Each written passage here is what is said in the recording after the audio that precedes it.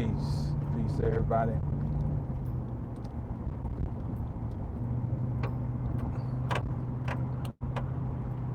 I got a part there. I'm not gonna be able to look at the screen very much because I'm driving. So,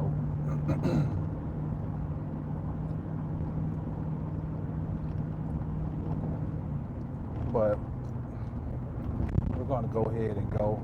Brother Williams, my man, just who, just who, uh,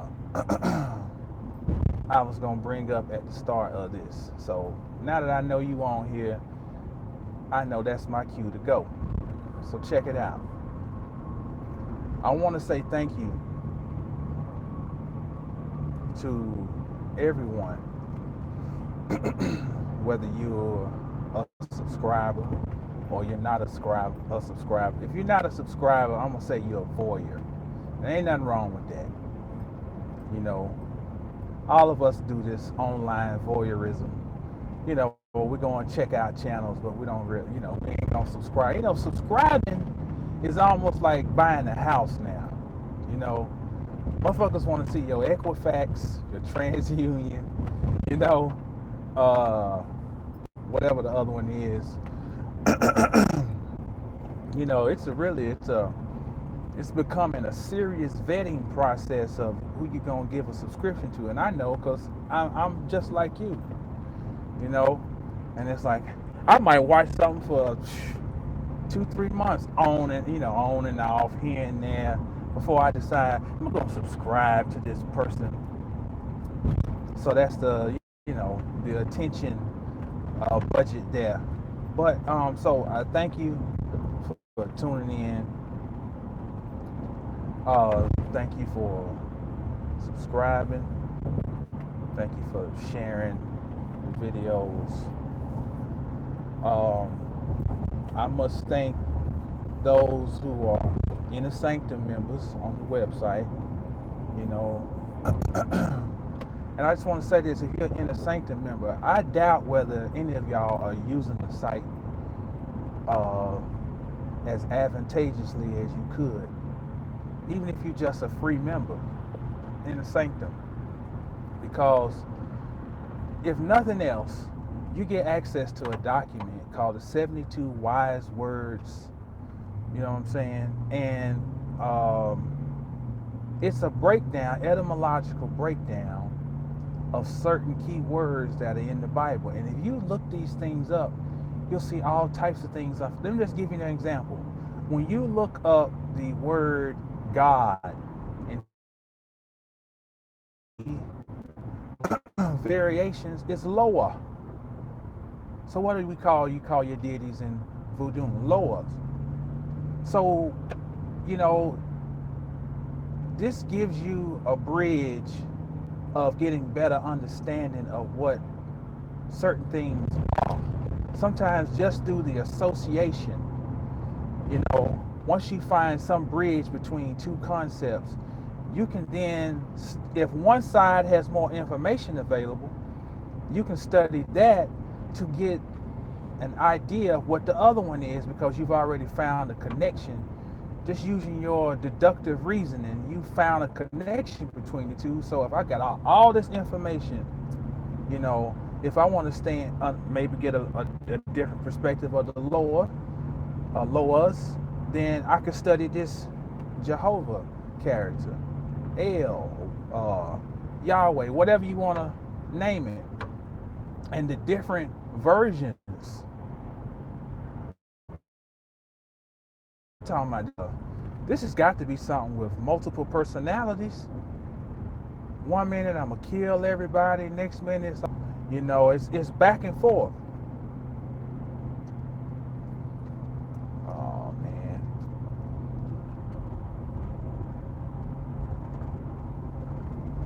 I don't know how much of that got lost. I'm just talking, I ain't looking at the phone. Am I back live? Can somebody give me a 1 if you can hear me?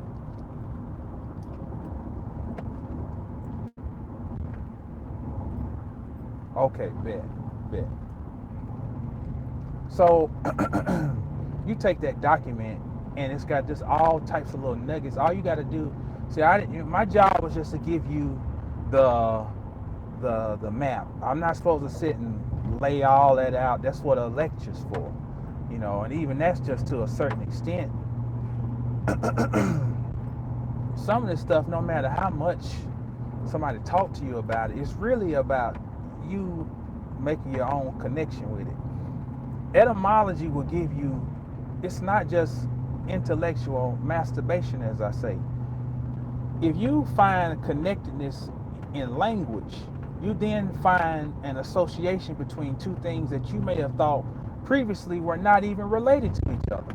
And like I said earlier, then I can pay more attention to what I do have more information on or do have greater experience with, and I can study that and I can see the reflection of that which I thought was unknowable or, you know, just didn't have nothing available.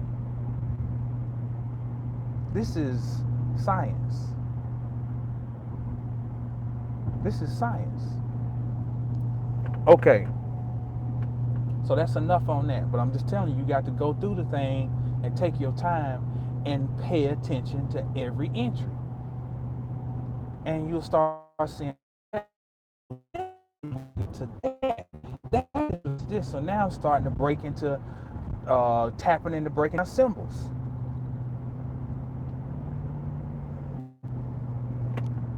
Then I want to thank the Adept members. I hope I'm still connected. I keep seeing reconnecting on my thing here. The Adept members pay $9.99 a month, and shit, I need to get over. And this is one of the things they'll get is, just keep on pushing. One of the things they'll get is, okay, we got this class tomorrow that I've been talking about. It's in Irving. Well, the Adept members, one of the perks is they gonna get in for half price. You know, and there's other stuff. You know, they get things loaded on the website, and then they can just go on, and only they have access to it. I want to say this too. I think it's important that people not be dependent on platforms to build yourself. And I'm talking about something like a third party platform where it's, you know, you're completely dependent on going through that channel. You know, because you limit yourself. It's you got to always find a way to maintain as much independence, which is sovereignty, that you can. We're talking real sovereignty. You know, sovereignty begins with your mindset. How do you think? How do you see the world? How do you see yourself in relation to the world? Where should you be?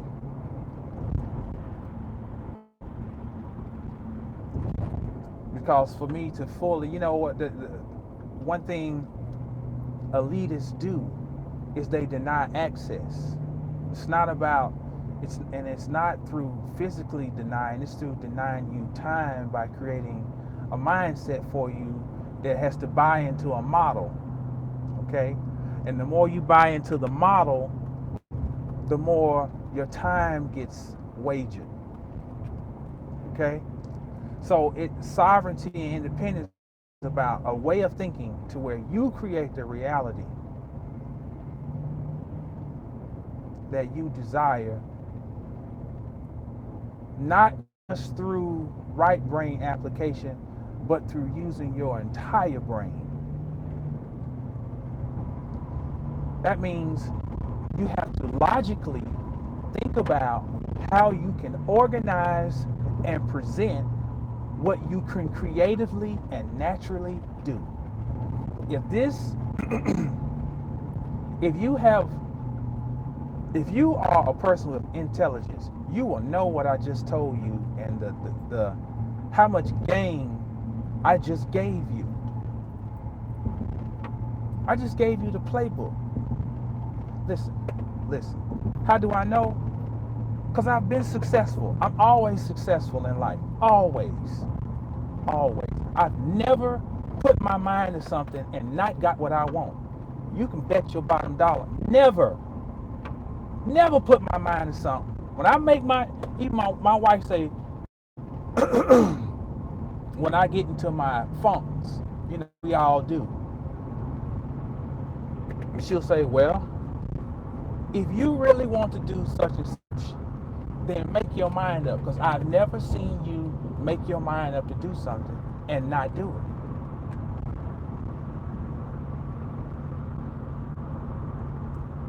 it. So the key is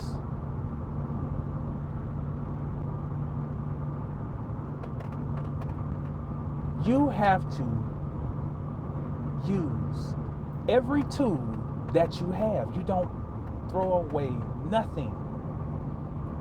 You have natural gifts, but you will forever walk around in a quagmire of confusion until you can organize your gifts.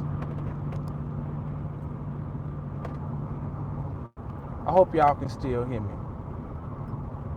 Somebody give me a 1. Man, this will crush me if you ain't hearing this. Somebody give me a 1. Help me out. Okay, appreciate it. That's how you win. See, and I know I'm going all. But let me do this before because I'm gonna tell you, I'm gonna give you the game continues. Shout out to Brother Williams. It's his handle on here. The brother purchased a book today and sent a donation on top of that. Also, send a shout out to another brother, Jared Stewart, Oklahoma. Always supports. And what's interesting about these two brothers right here is that I don't recall ever telling anybody that I got a donation button on my website. I just recently put it up there, but I ain't mentioned nothing about it. It was because a sister sent me an email as, well, how can people support you if they just want to? And I'm not making this up. This is, I had a sister, Tightness Rights, sent me a donation out of the cold blue. I didn't even have no way of. She just sent it to the email. See, my thing is not set up through my email. So I had to go and open a PayPal just to receive, because I didn't even, but she just unsolicited just sent a donation. So I want to thank these two brothers and for just doing that out of the kindness of their heart. If by some way you ever moved by any of this stuff, you want to, hey, just exchange some energy. I got a donation button up on the website, mastersofthecosmos.com. But that's the last you'll hear me speak of it. I appreciate everybody who's purchased the book, and all of you who are going to purchase.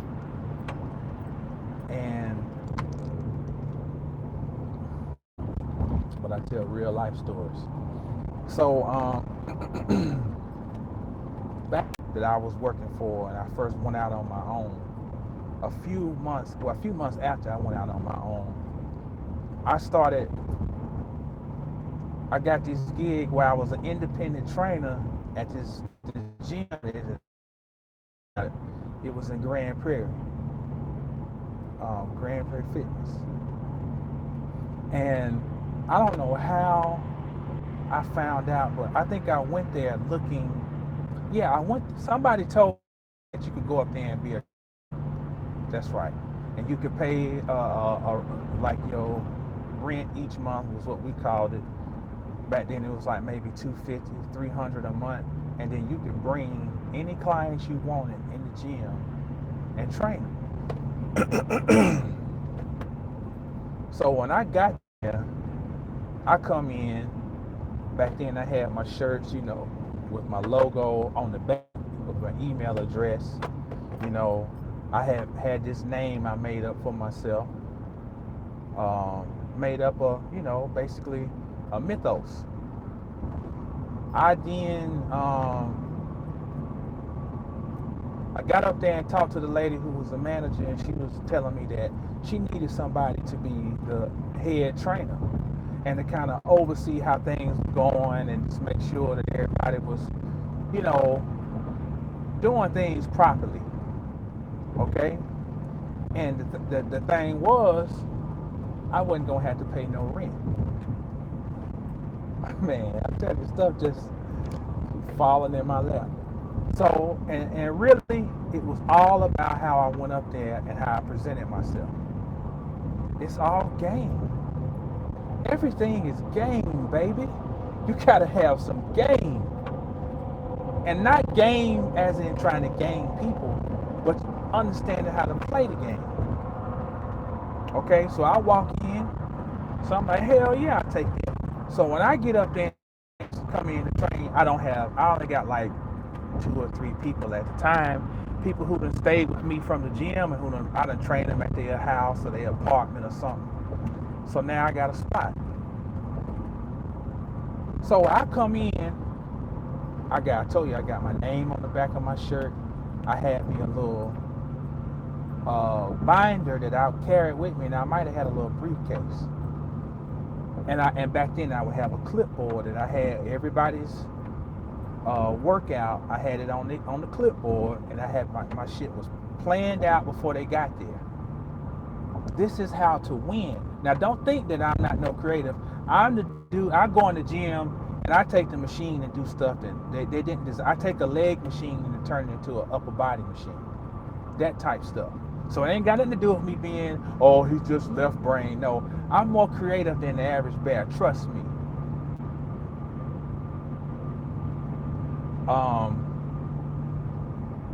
So, but I knew to win, I had to have an organized approach. Now these fools was up there renegading. I mean, they had all types of people training. They would have 10, 15 people training one time with no order. And people were getting hurt. People just be standing around talking, and then the trainer might walk over there and crack some jokes and then, give them some other little bullshit exercise to do. But these people were getting no results. And these people were just clocking. They were just clocking. I walk in. First of all, well, I ain't gonna go there. I go in, I'm in order, okay? Now mind you, this is a long time ago. I was in much better shape. So I come in here and I can feel the lasers being on me as I walk into the gym for the first time. I can feel the hate. And I can see their clients looking though too. Yeah, I see them looking out of my peripheral. I saw them looking. So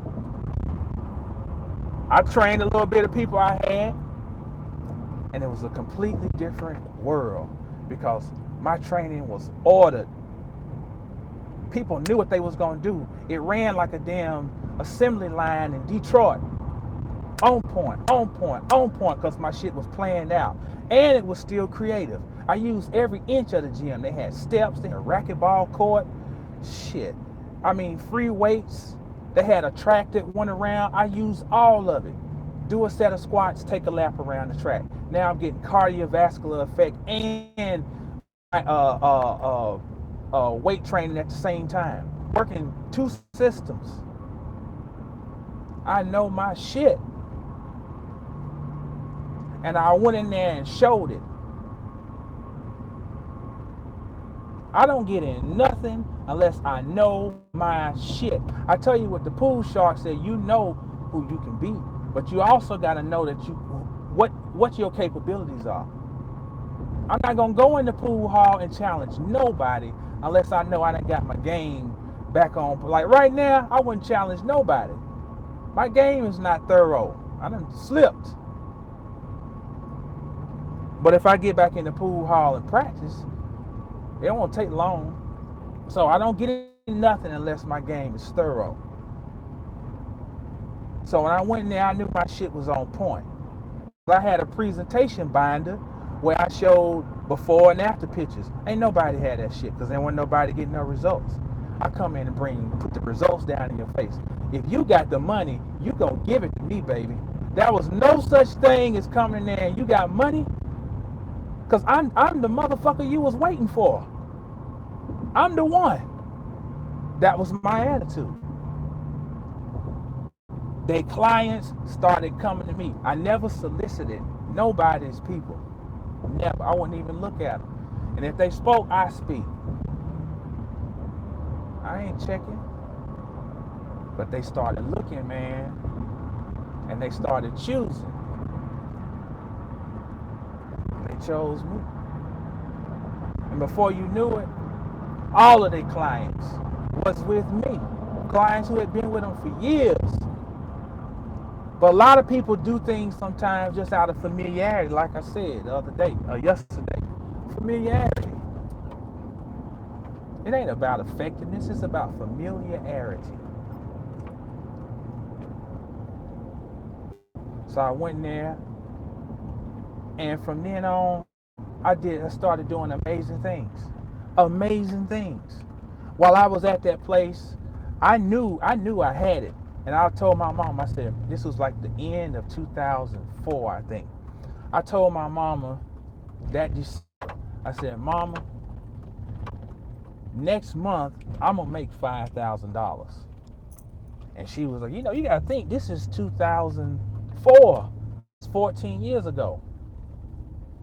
And I'm a nigga who came down here with a pack of miles and some weed eaters and some clothes. I had just got here 2 years prior. 2 years prior.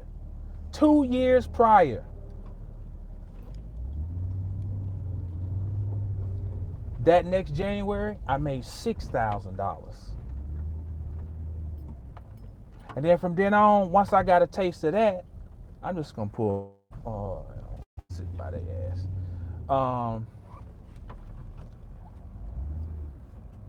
Then on, once I tasted that, I was like, man, if I can do that, shit. I was like, man, I probably can.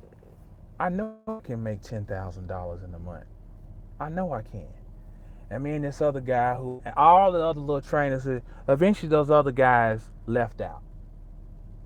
They just basically, they were trying to get rid of them anyway. They were coming up short on rent and whatever, so they got rid of them, and a kind of a new crop of trainers came in, and so I had become the standard now. So they all tried, fit up under my wing, and the whole atmosphere kind of changed. Then later on, like I said, my goal was to get to 10 grand.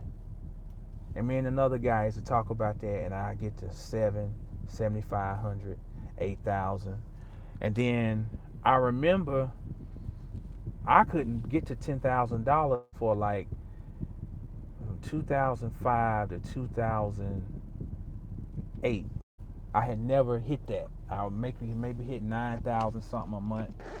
And I'm not saying this to brag, because this might not be shit to some people, but I'm just giving you real life, But in 2009, this is what happened, and this is all magical. It's just like the cat who used to run the mile, and the mile. No, nobody could break the 4-minute mile. Then all of a sudden, when one dude broke it, everybody broke it. It's just once you break through these certain barriers, then you find out, man, it was just all me was holding it back. It was my mind. You know, I was trying to hit that 10 grand, but I never really thought that I could hit it, to be honest. I was pushing for it, but I hadn't really made my mind up. 2009, things get crazy. All of a sudden, like February of that month, it wasn't $10,000, it was $15,000. You gotta think, I've never seen this type of, and you know, but the point is, here's my point. 7 years prior to that, I came down here. I told you, a pack of Black and Milds, Weed Eaters. But I've always been creative. Always. I can draw. I can play the keys a little bit. I can, on a good day, maybe hold a note. I can do just enough of things just to be a little dangerous. You know, I got a artistic eye for photographing. I can do videography if I just had the time. I can do anything that I put my mind to. So I hit that based on taking the creativity that I knew I had and starting to order it. And I have to give a ashe to my brother Gary, because he's the one who introduced me to the world of fitness, and part of getting myself ordered to the point where I could get to make that type of money. I started initially with just getting my body in order, because my brother was 6'5". My brother literally looked like Denzel Washington. So this motherfucker, when you go out with him, he gonna make you feel bad. I'm just gonna keep it real with you. If your shit ain't in order, man, it's hard. Can you imagine? I'm 6'2", 6'3". This motherfucker 6'5", so he's standing over everybody. He had the little gold etching on his tooth. Big G. Big G is a legend down here.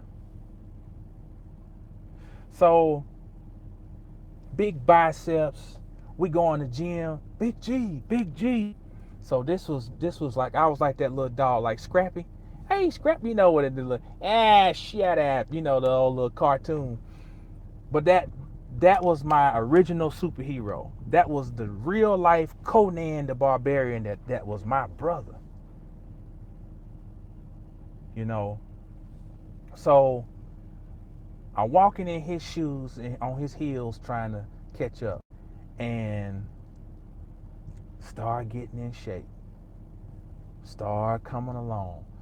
When I got so far into it, I actually started competing as a bodybuilder. So I went even beyond the level that he had gotten to, but it was him who was the catalyst. So he provided the order, and what people would say is, oh, that's mundane, that's some surface shit. But see, you know, you got a lot of idiots out here who can't put two and two together to make four to save their life. He was providing the order that was providing an even greater order, and even that order was providing an even greater order. It's like an onion, just keep on peeling and peeling and peeling and peeling. So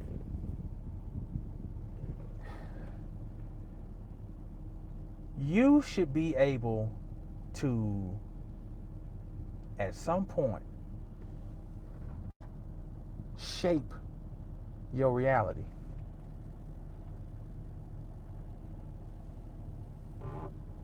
Shape your reality. I know an artist, a visual artist. Now I can draw a little bit. But when I tell you he's a real artist, he's a professional. He can take a pattern and make a whole outfit out. You know, just take something, tear it apart, and create a pattern, and then make a. I mean, this boy can upholster seats, custom upholster, and who knows? It's been years since I talked to him. He may have the intellectual side. Man, dumb as a box of rocks, and it's sad. to sit and look at all that talent. But chaos needs some order. And when you can figure out a way to try to toe that line somewhere, we ain't none of us completely on it, but get somewhere towards that median, you watch. It might be slow motion, but it's gonna be show motion.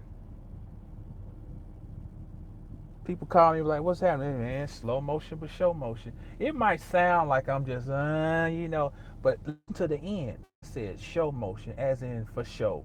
That I'm still moving for show. It's slow, but I'm still moving. It's about consistency. You just keep on moving, keep on inching ahead. And before you know it, once your head get above the fray and other people can see you, it's like, oh man, we didn't even know. We didn't know there was another way. We didn't know there was a better way. People coming to me talking about their back was hurt and this and that. Well, so and so had me with a whole bunch of weight on the leg press and I couldn't push it. And these are women. And I hurt my back, I hurt my knee. So now I got to take what they done messed up. And now, because I've been studying rehabilitation stuff, like I told y'all, I'm the man. It's like literally become. My daddy, when I brought my parents down, he said, "You got a cult down here." When he came in my gym and he saw how people were coming in and out, and how I could train 20 people at one time and it not be chaos, because everything was ordered and they all knew where they were supposed to go. I had them trained. That's why you call a fucking trainer. You're supposed to know how to move people in the correct pattern to get them the things that they say they want. I'm a master at that. I'm a problem solver. And I don't mean to sound this no ego, but I'm telling you who I am. I'm telling you who I am. I'm not no super dupe deep person. That's why, to be, for anybody to try to say that I'm not, that's the whole point. I'm not trying to be deep. I'm so deep that I don't have to try to be deep. Now let me repeat that for you. I'm so goddamn deep, I don't have to try to be deep. I've learned how to swim up on the surface and I don't have to dig because I got X-ray vision. I see the motherfucking core.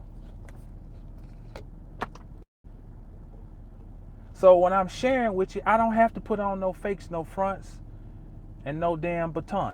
I can keep it real. And hell, well, I ain't gonna say that. We can't say for sure, somebody lying, but man, you know this real. You know it's real. And this is game. This is game. This is not no brag session. I just gave you game. Nobody should be losing. Nobody. Not with the gifts you got.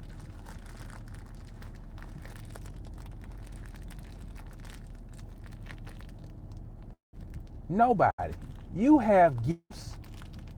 A lot of times you just don't want. Man, I got a brother. When we were little, and we would throw the ball with Tony, one of my older brothers. You couldn't throw the ball back and forth with Tony. Never limit the self, right? We throw the ball back and forth, it's almost gonna ensue a fight because he throw the ball so hard that you can't catch it, and you keep moving back. He gonna throw that football and gonna scorch your hands.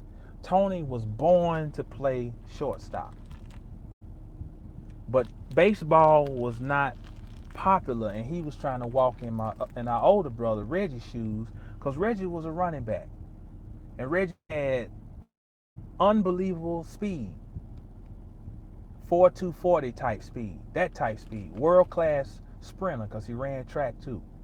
Tony was trying to be Reggie, and my daddy kept telling Tony, football is not your sport, track is not your sport, baseball, son. didn't want to do it because worried about people ridiculing them, because that was not popular for, black players to, you know, be on the baseball team. Everybody got gifts. There are steps. You got to identify yours. You have to refine them. You have to refine your ability to present them. And then you have to organize a strategy about how you're going to go about it. I really shouldn't give this one up, but I'm going to give it up because I'm going to tell you what's really going on. Is that I'm going to tell you what I really, really am to the core. And this really will give, you know, a good old resident hater something to talk about. I'm a motivational speaker and I'm a life coach. I've been doing it for years and not being wearing the official title. And other people taking on those titles and it's I'm like, man, I tell people that stuff with the fitness, it was psychological. It was so many components. It was not just knowing how to move the body, and that's a part of it. It's not just knowing what foods need to be eaten. That's a part of it. But a person can get enough things back then. Now they can just go on YouTube and they can get how to do stuff in everywhere. You can get a diet anywhere. You can get instructions on a workout that'll really burn calories and da da da da. It don't even matter. There's a myth on it. It's called inspiration, psychological motivation. How to get people to turn their switch on.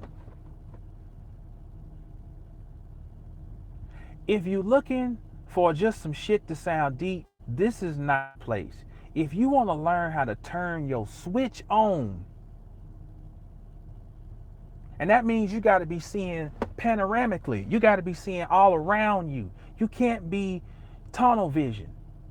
You can't get locked in on one thing and that's all I am, that's all I'm going to do, and fuck the world, don't ask me for shit.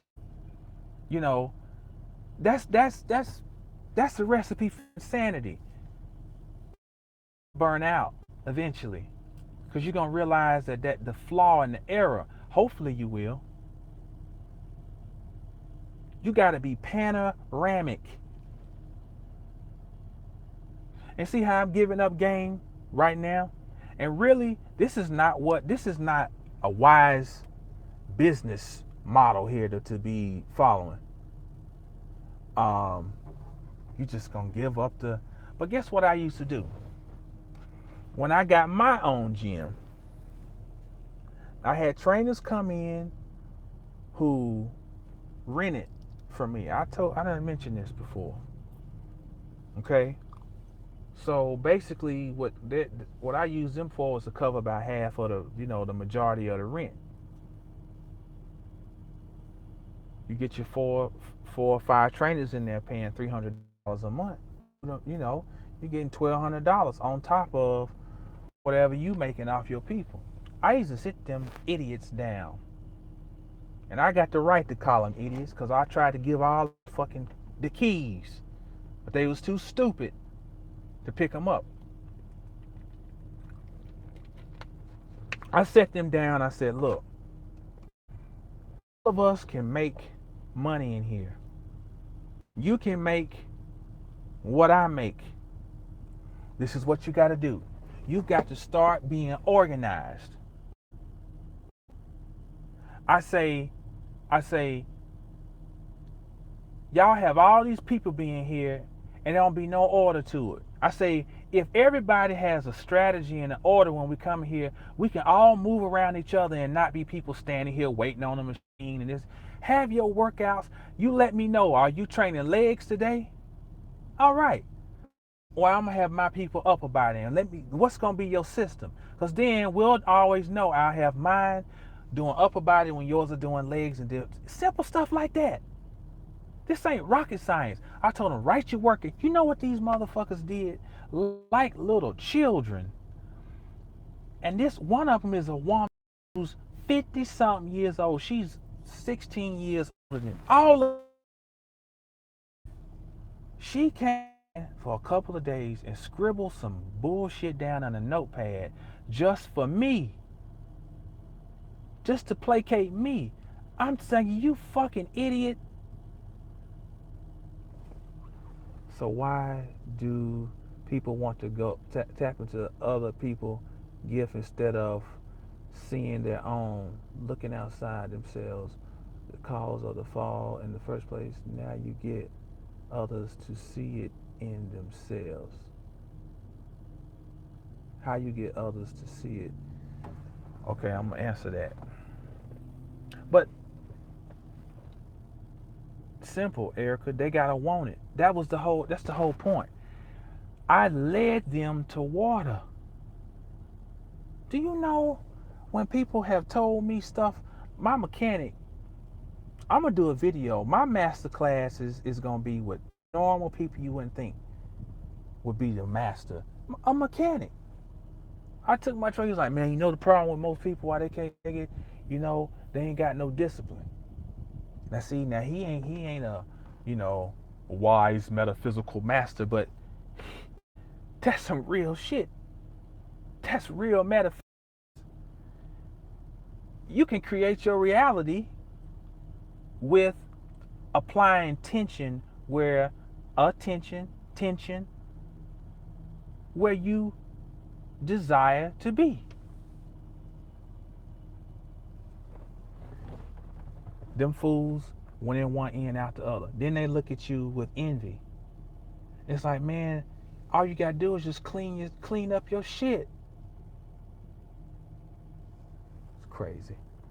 Okay, so why do people want to tap into other people's gift instead of their own? Looking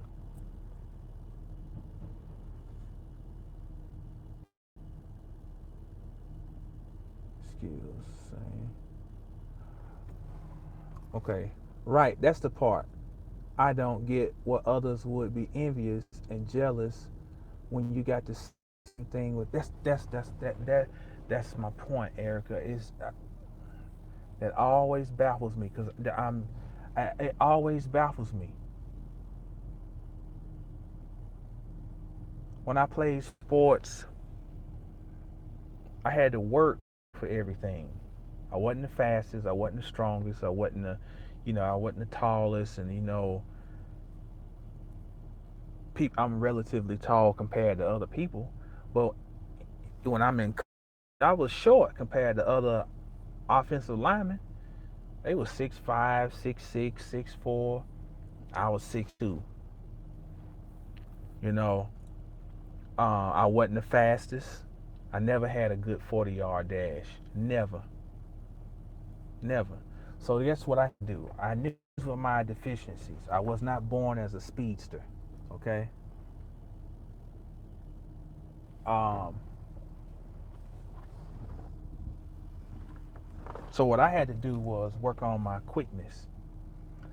How fast could I react? How fast could I pick up my feet and move them within a short space? See, I had to learn what is my real value as an offensive line. I'm not a fucking running back. So it didn't matter how fast I could run 40. I knew how to run in the space that I had to move in. It's all about learning how to work with what you got. I always made sure to step the correct foot. Well, we'll see. The way I look is that the whole jealous and envious saying is that cause the gods to fall down. Okay, we have to come back to that too. Oh boy, Erica, you gonna get something. You're gonna take us on an epic journey here.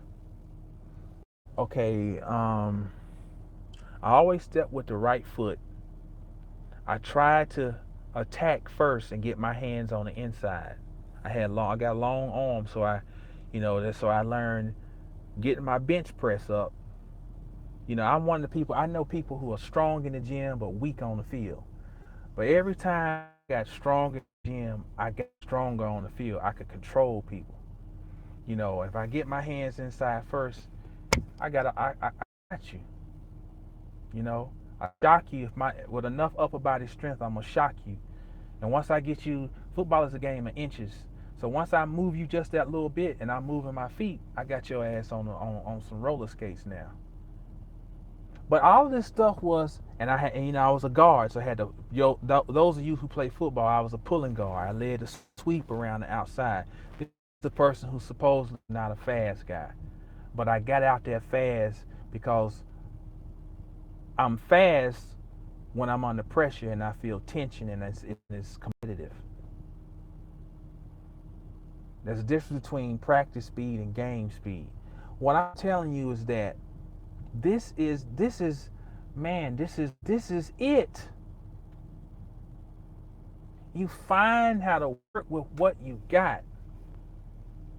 And what you got is something else somebody else ain't got. You just have not refined it. Too busy, too distracted, too inundated with bullshit.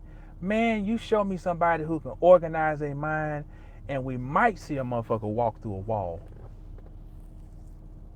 Some of you have gifts that are beyond imagination right now. And probably could be the motherfucker who could literally walk through a damn wall, but you just can't get right. Can't get right. But you got to get right. You have the capacity to get right with yourself. Order yourself. Make the marriage between the chaos and the order. And do phenomenal damn things. I want to be around people who are doing phenomenal things. I really, I think one thing that guards me against being jealous.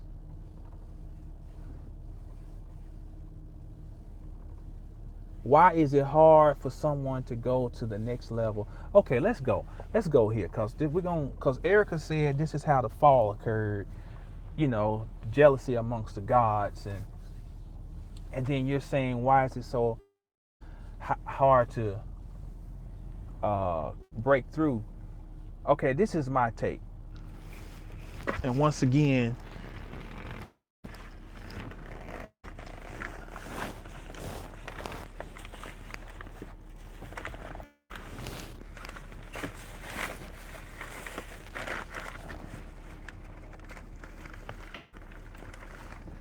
I highly recommend.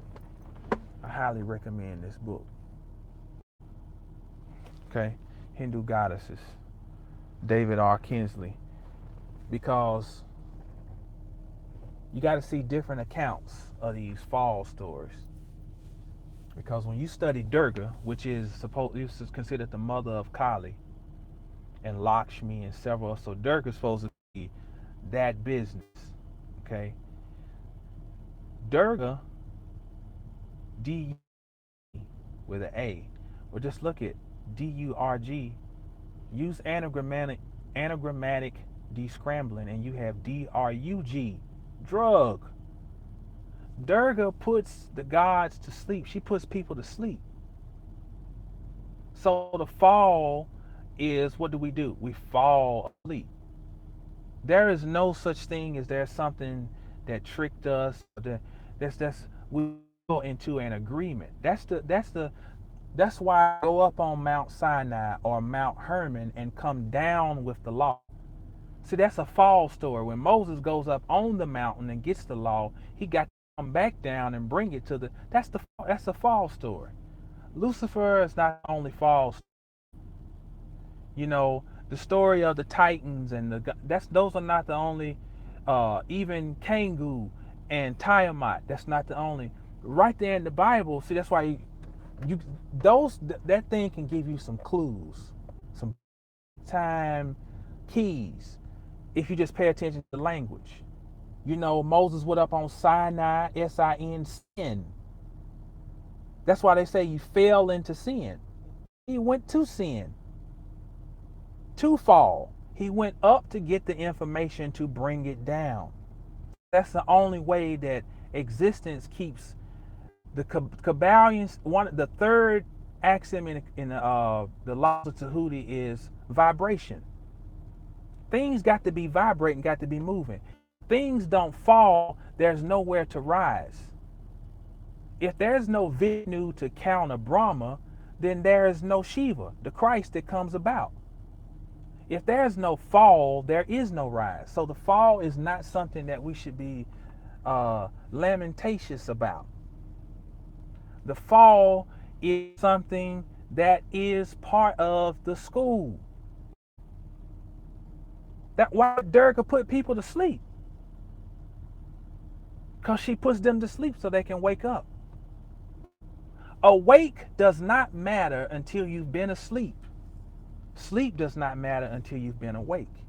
This is the eternal ebb and flow of all existence.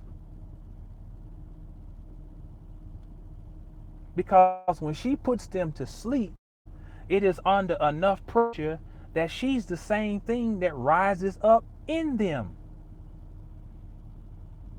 Because when it is released from them, she comes about. When we talk about the divine feminine, that is who is running the show. Yes, it is the divine feminine. It's the damn orchestrator of the matrix. That's why matrix and maitre d or matriarchy, same root. We say the divine feminine and say, oh, this matrix, I'm above. It's like a little studying. The matrix is the mother. She creates. She takes new life and puts it in these nests and lets it grow. She lets seeds germinate. They inhale. And they grow out as a tree. The Kalipah is the seed that's buried in the ground. The tree that we look at, the 10 Sephiroth, is the tree that has come above ground. See, this is all anatomical. In the mouth, chaos, your gums are called chaos. They literally come from the word chaos. And that is where the mucus, which is equivalent to the seed, is forming and gelling and crystallizing, mineralizing, to where you eventually will see teeth that come through. That's the front side of the tree. The Kalipah is the mucus that formed the tree. The fall is propelling rise, and the rise is going so that it can once again fall. So to answer the other question about why is it hard for us to break through, because that is the nature of the game. The game wouldn't be no fun.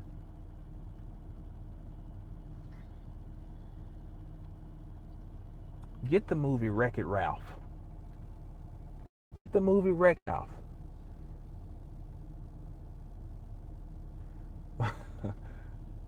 My dad says, after I get a good idea, if I had a brain, I would be dangerous. That's some old school shit right there. You make hell in you for those around you. Right, when you said master mechanic, I finally found the... Okay, it got chopped off. All stories can give you clues, facts.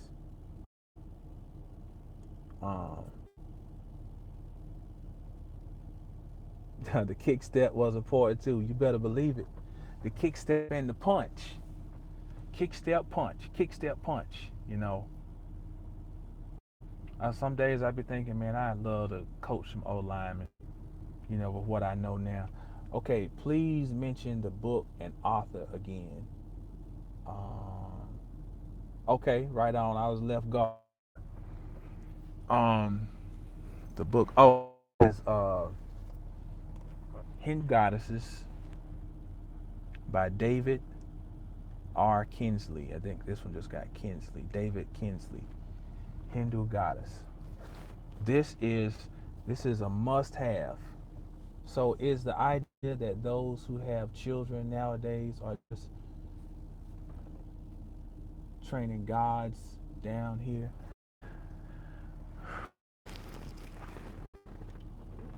Erica, I believe so. Because I've seen some amazing things. I've seen my son, I gave my son my daddy's name, he's the third. And my daddy transitioned before this boy even thought about. 3 years, 2 years before he was born. And at our old house, I would have my daddy's picture sitting up, and he would go over and pick it up and kiss it. Now he don't know my daddy from Adam's house, so we would think. But he walks over, and picks it up and kisses the photo. And would pick the photo up and just carry it, like I had it in a little glass thing, it's the program from his funeral. I got it in a little glass thing, kind of mounted, I don't know what you call it, a little picture frame type thing. And he'll pick it up and just carry it around. Where is he getting his knowledge from? It's amazing shit. Cause you won't listen till you can't hear. So they think the other guy's doing to get more is a way, but it doesn't always transfer. Thank you. I see you color code your books. What is your science behind that? Nah, I don't color code them. Oh, you mean those little tabs? Nah, they ain't coded. That's just it's just for me to mark the pages, but they ain't color coded. It just might be I might be use up all of the orange ones and then it's be just green, or the little pink ones, or whatever the color that's in that tab. Um,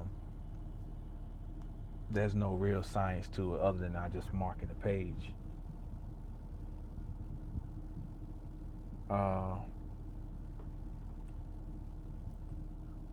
Let's see. What else was I? What was I about to say? Well, hell, I think I done said it. Does that? Anybody got any other? Oh, you said trapping gods down here. Trapping gods, Erica. I still don't look at it like that. I still don't look like I don't look at it as trapping, because how could we trap God? If something's really God, how are we gonna trap it? God can't be trapped. God never been trapped. The whole thing of the whole the whole thing of Sheol and hell. Hell is also Hall.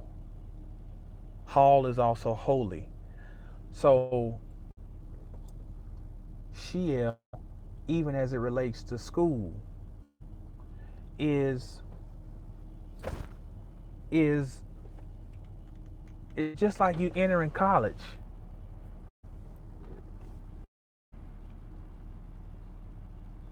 These these souls,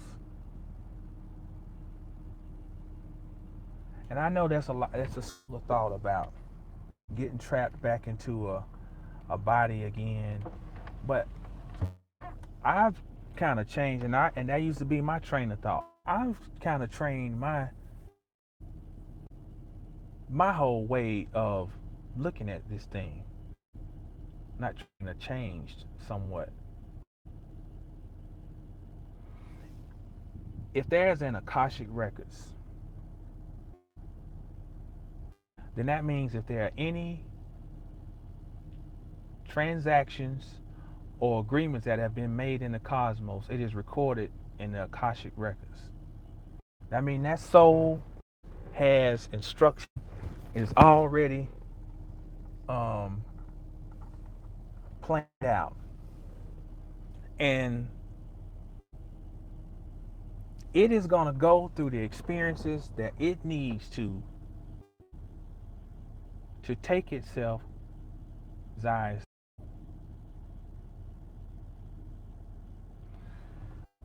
What I'm trying to say is that looking at it slightly differently from there being a trap per se, this motherfucker finna get it. A trap per se versus an agreement. And just look at it from this perspective. What would be the ultimate expression of your divinity? The fact that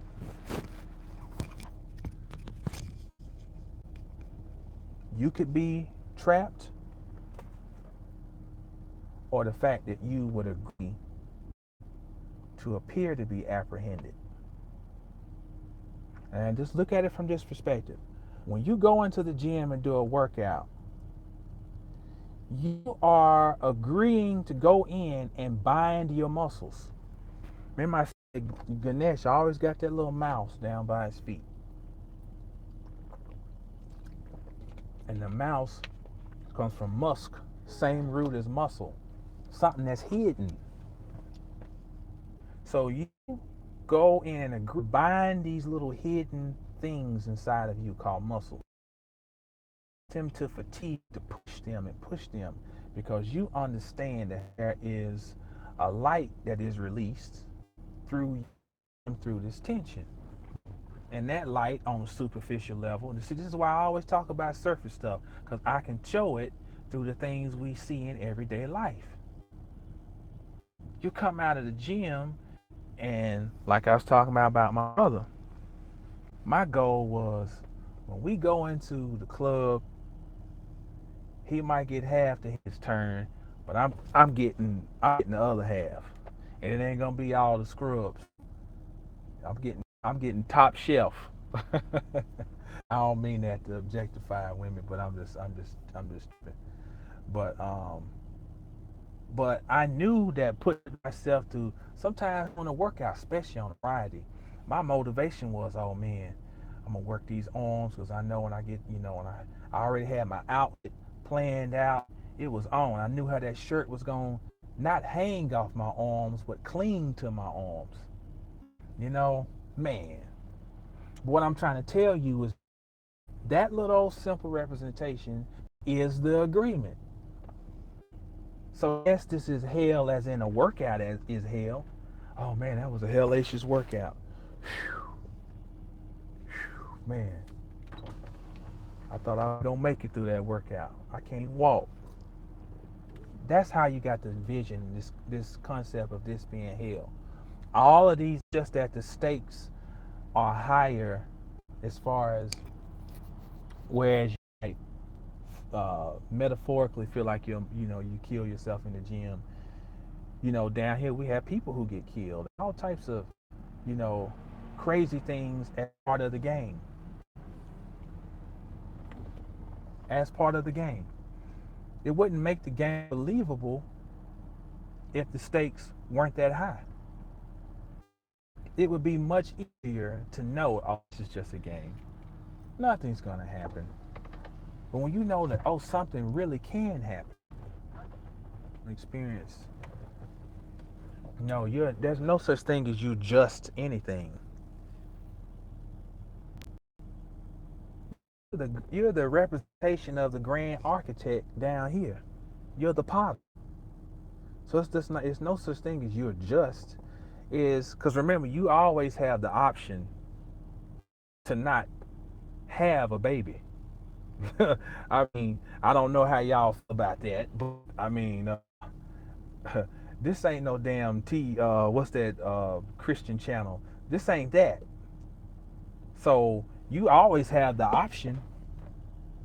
So if you choose to have a baby, and that baby that soul has chosen you as the vessel to come through, that's an agreement. That's a secret agreement.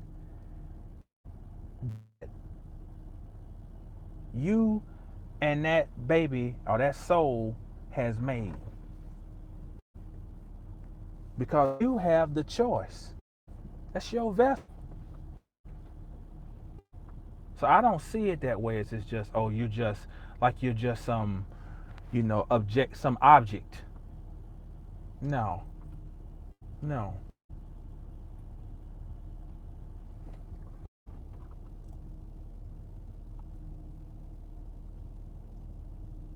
Yeah, it's to that. So the game is gonna have certain rules that's not gonna be easy. So it's gonna be required for you to search overcome. Exactly. Research it for yourself and find your own. All I'm doing is giving truth. But the thing is that each one of us is a whole world, a whole universe, a series of.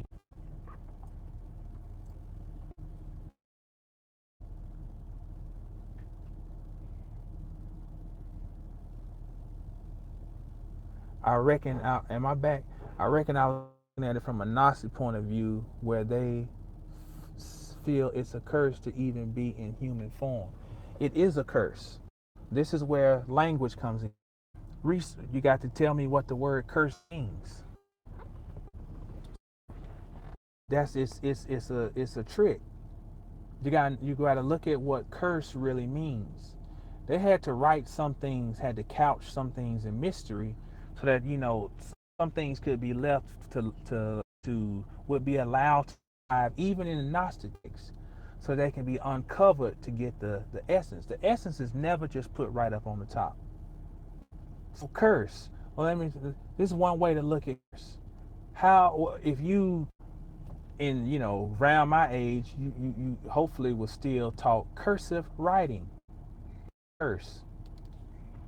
But we think from a connotative standpoint of curse. Curse just means to run through. That's why it's called cursive writing. Runs through, runs together. So the curse in Gnosticism is no more of something bad than the curse that Noah puts on him. Because Ham saw Noah drunk and naked. Naked means so. That means he had a spiritual experience. And once Ham had the spiritual experience, he was cursed. The God DNA ran through him. So the curse in Gnosticism, look, Sophia is the one who's always behind the show. If we want to really go into Gnosticism, Sophia is the one who came through Aldebaoth and said, no, there is one higher than you, Aldebaoth. And she blew her essence, which was the 5 luminaries, the same as the 5 epigamic deities, from Kemet. Osiris, Horus, Set, Isis, Nephthys. 5 pillars of Islam. They're not talking about something where sin is they're giving it's a deeper truth hidden in that. 5 luminaries, she had the juice. If she got the juice, if she had enough juice to blow power into Aldebaoth, she had the juice to shut the whole thing down. She's the one who's running the show. They're all victims. There is nothing holding nothing down. It is something being done to itself, to know itself through pain. Something so exalted got to feel pain to even know what exalted is. So she threw herself down. She started the whole process. Decided to create on her own with the consort of the they call it the father or whatever, because she's the.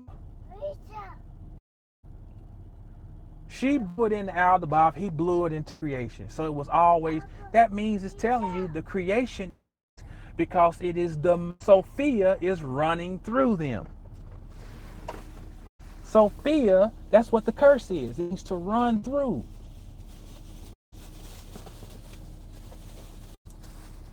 So that's why we have to break beyond just the connotative understanding of language, because you'll get it. There you go. What you say?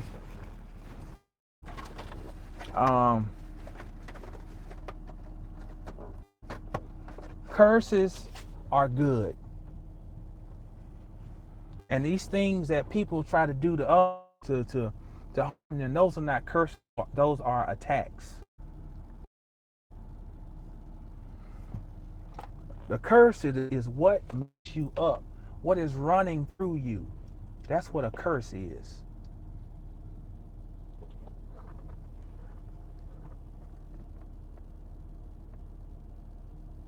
Um, the Gnostic, like many monks, seek to clear the hell self of all lower, but here the lower holds up the higher. It's in this realm.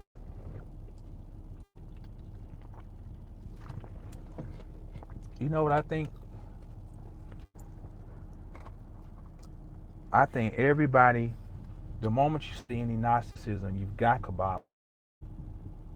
You can, because Gnosticism, studied by itself, gives you one. You gotta study some Kabbalah. You gotta study some Sufism. If nothing else, those three right there, because they're giving you different perspectives of the same basic accounts. And to only study Gnosticism creates this viewpoint that goes against the core meaning of metaphysics. The core meaning of metaphysics is that separation is an illusion, and in reality there is just the all. If that right there is true, there's no way that there can be something trying to hold something down, something's trying to prevent. There can only be illusions of separation, but at the end of the day, it can only be one thing doing to itself, because it says the mind is all is mental. That's the first axiom of the Kabbalion, and that is Hermetic science, which everything comes out of. Kabbalah, Sufism, Gnosticism comes out of Hermetic science. Hermeticism kicks off with the first axiom, says all is mind, the mind is all, and all is mental. Then it goes to the law of correspondence to show you the first example of how you think that the above is separate from the below. But it's telling you, as above, so below. So if there's something lower that's holding something down, then it's got to be the. All right, I'm back. Phone heated up. I can't see any comments or questions because I'm back moving again. So if you're in the area, Dallas, Fort Worth, I'm telling you, you've never been. In half a mile, take the exit onto I-35E North and US 77 North toward Denton. You've never been to a lecture like mine or a class, because it's old school and it's Take the exit onto I-35E North and US 77 North toward Denton. I'm gonna do a bunch of writing. People are gonna participate. People are gonna actually have to do things, and and it's hands-on. It's a real. It's really a class. It's not. I don't do lectures. They're classes, interactive classes. So, if you want to experience what it's like, these lives are cool. It's a great way for us to exchange. But you need to hear and see when I really, really get down.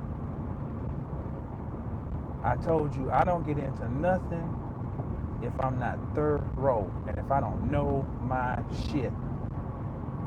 And you come out tomorrow to 3027 North Beltline Road, Irving, Texas, 75062.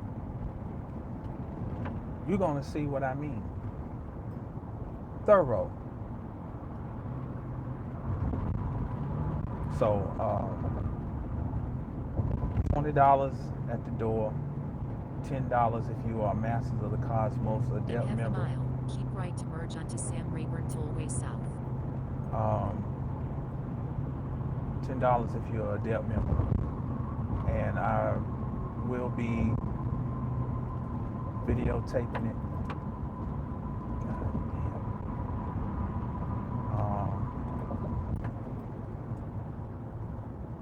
Keep right to merge onto Sam Rayburn Tollway South, then keep left. So that'll be available soon after the class is done.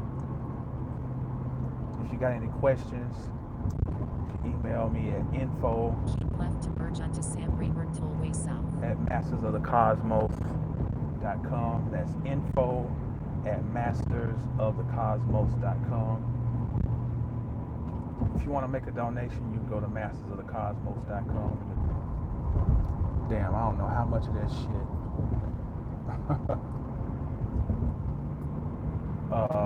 was lost. Once again, I'm talking